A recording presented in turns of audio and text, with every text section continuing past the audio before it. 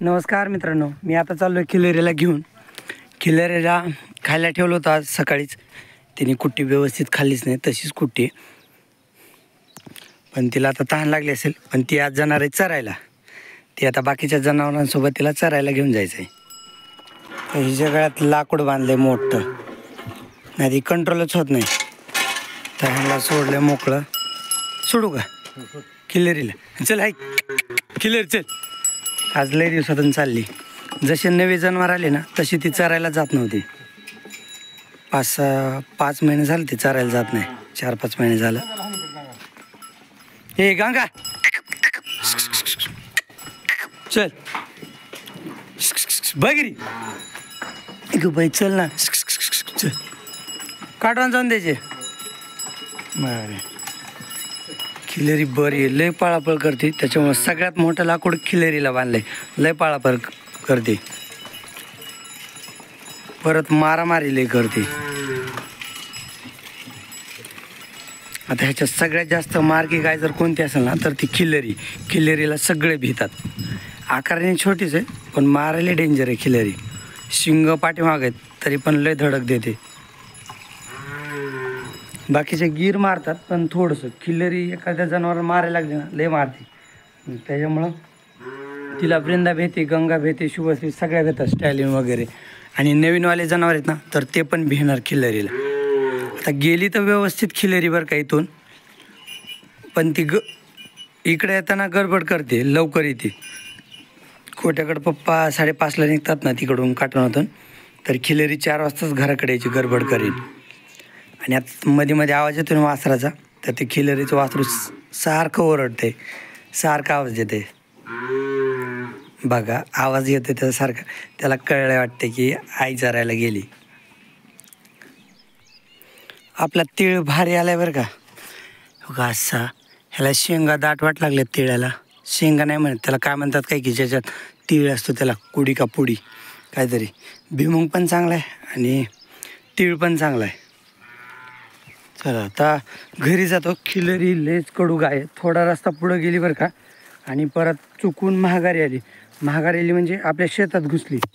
आपले नेपेरचं शेत आहे ना, तर इकडं थोडंसं बाजूला आली आणि नेपेरच्या शेतात गेली. काटाड्या टाकल्यात ना तर त्या काटाड्यातून आली आणि आता नेपेरमध्ये कुठंतरी. तिला सापडतो नेपेरमध्ये कुठं गेली ती. लय कडू. मला तर वाटलं इथून गेली म्हणजे गेली काय की, पण लयच कडू गाय. इथंच नेपेरमध्ये आली परत. आता बघतो नेपेरमध्ये कुठे गेली गाय ती. इकडनं आलो, इकडं तर नाही. तिच्या गळ्यातली घंटी बी वाजना. तिच्या गळ्यात घंटी पण वाजतच नाही. हे छोटं वासरू इकडं आणलंय छोटं. काल पाऊस होता ना तर त्याच्यामुळे त्याला इकडं आणलंय. खिलेरी इथं येऊन थांबली गोट्यात. तिला आता जागेवर बांधतो तिच्या, कारण ती चारायला जात नाही. तर परत मी हिला गायापाशी घेऊन गेलो ना पण परत गोंधळ करेन. त्याच्यापेक्षा राहू दे हिला घरीच. आता तरी वासरू मोठं झालंय. वासरू लहान असताना जर गेली असती ना तर गेलीच नसती, इथूनच गेली नसती, थोडं अंतर पण गेली नसती. पी बाय पाणी. ही गाय तर चाबरी, ती चाबरीच आहे. पण ते वासरू बी लई येडे, सारखा आवाज येते पाठीमागून. त्या वासराच्या आवाजामुळेच गाय चरायला गेली नाही. नुसता आवाज येते गाय गेलेलं बघितल्यापासून. तहान भरपूर लागली बिचारीला. ती चरायला गेली असती तरी मी तिला संध्याकाळी खायला टाकणारच होतो, पण ती गेली नाही खायला, चरायला गेली नाही. आय चल बाई घरी आता. हे बाबा आली गाय.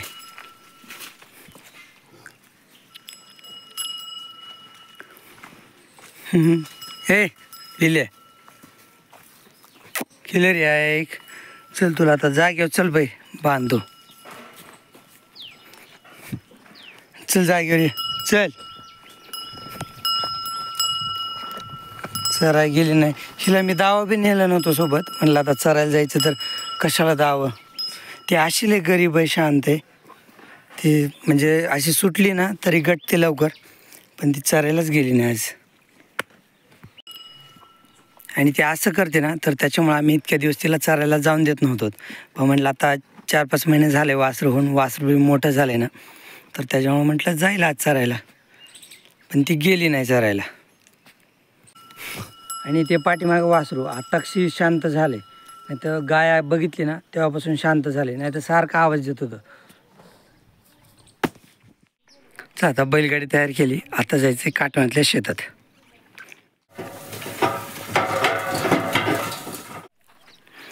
पाईप नेण्यासाठी आलो होतो काटवणात, तर पाईप व्यवस्थित गाडीत ठेवून बांधलेत.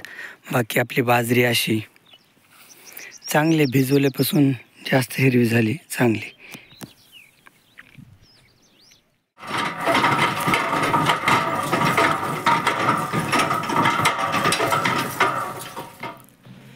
काल जे पाऊस कमी आणि वारं जास्त आलं होतं ना, म्हणजे अवकाळी पाऊस, तर त्याच्यात एवढ्या कैऱ्या पडल्यात आपल्या झाडाच्या खाली. ह्या आईने त्यांनी जाऊन आणल्यात कैऱ्या. तर हे बघा इकडं एवढं पातेलं भरलं आहे कैऱ्याने, एवढ्या कैऱ्या वाया गेल्या.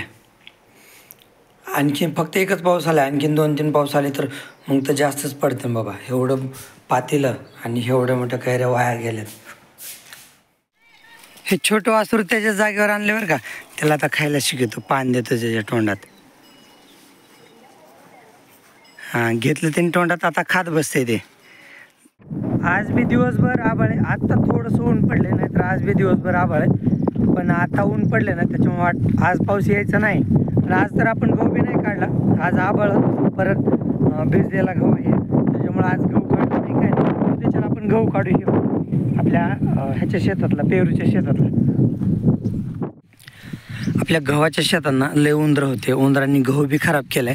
आणि आता इकडं घासाच्या शेतात आले, ते बघा हे असं बीळ करतात घासाच्या शेतात. इथं बीळ केलंय, परत इकडं माती उकरली जास्तीची, म्हणजे खालची माती वर काढली. परत घास खातात, घासाचे मुळ्या बुडके खराब करतात. हे बघा इथं एक बोळ आहे, परत समोर इकडे एक बोळ केलंय, ही काढी जाते ना इथं, इथे एक बोळ केले. असं बऱ्याच जागेवर उंदरं त्रास द्यायला लागलेत. आता उंदराला बी उपाय करावा लागेल काहीतरी, नाही तर मग सगळा घास खराब करून टाकते ना उंदरं. त्यांना अगोदर गहू होता ना खराब करायला, तर आपण गहू काढायला लागलो, तर त्याच्यामुळे मग ते घासाच्या शेतात आलेत. आता उंदराला काहीतरी बंदोबस्त करावा लागेल. बाकी आपला घास तर छान आलाय. चला आता मी घास कापून घेतो. आणि घास कापताना लय काळजीपूर्वक कापावं लागतो, म्हणजे विळा लागू नये हाताला. आणि घास बी व्यवस्थित खालून कापता आला पाहिजे, काड्या नाही राहिल्या पाहिजे, असं म्हणजे लय लक्ष देऊन कापावं लागतं घास. परत समोर विचूकाटा आहे का ते लक्ष द्यावं लागतं. गारव्यामुळं ना विचूकाटाची शक्यता असते, कारण घास ओला असते आणि हिरवा असल्यामुळं गारवा बी असतोय.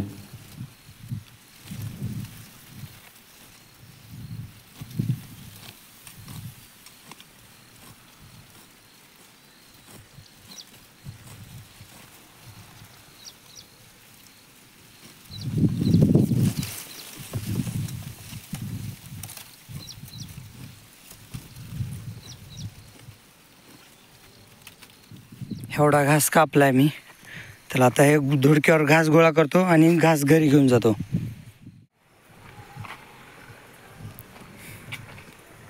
ह्याला कुट्टी खायला ठेवली होती, पण लय भुकेजलेले. ए पाटी सांडली रे पाटी, पाटीत पाय बाबू, थांब रे.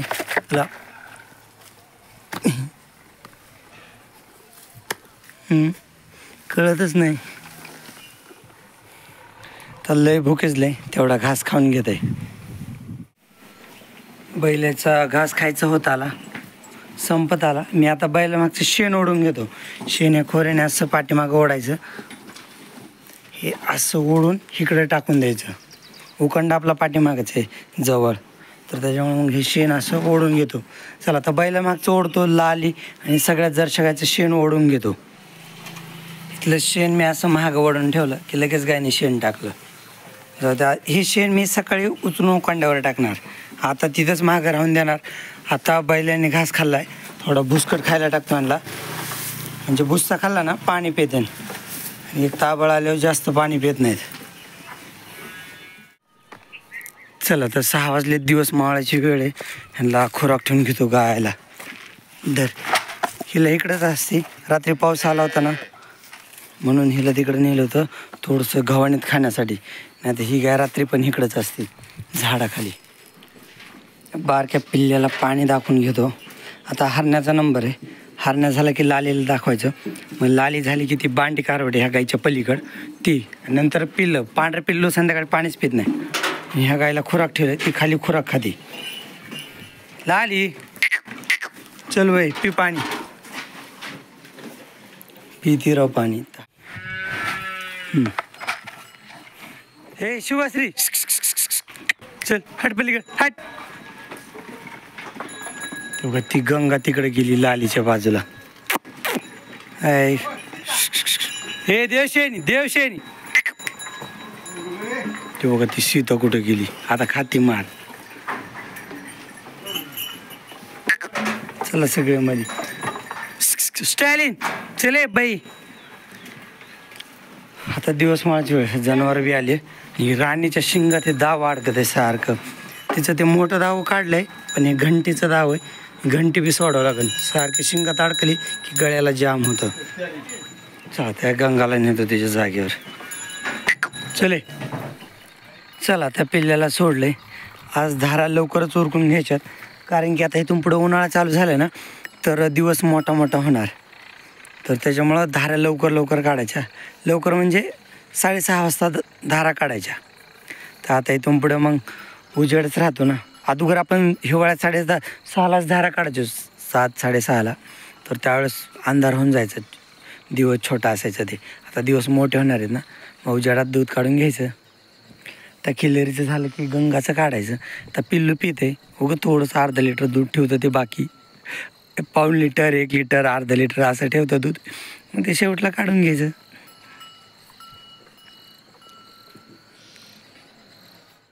कॅरेटमधलं खाल्लंय का गाईनी?